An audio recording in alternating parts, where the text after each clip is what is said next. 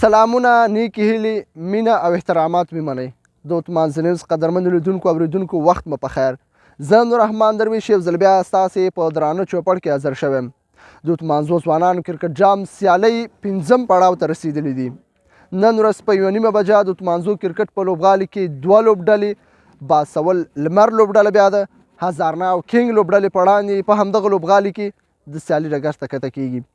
دا چې کومه لوبډله به بریا ته رسیږي او د دغو روانو لوبو ژوندی بهیر له عثمان نیوز څخه مه هېروئ. تر بیا ښې چارې.